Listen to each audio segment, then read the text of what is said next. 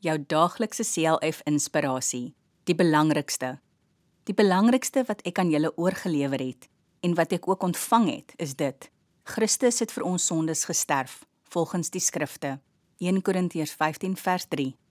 Wanneer 'n mens al die briewe wat Paulus geskryf het lees en daaroor nadink, is dit meer as 'n mondvol. Dit lyk so moeilik en onmoontlik om alles te verstaan en te onthou.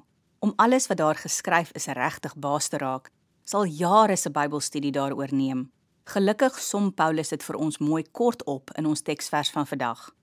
As ek en jy glo dat Jesus vir ons sondes gesterf het, het ons die belangrikste uit al Paulus se briewe gekry. Ons moet nie oorweldig geraak deur al die baie waarhede nie.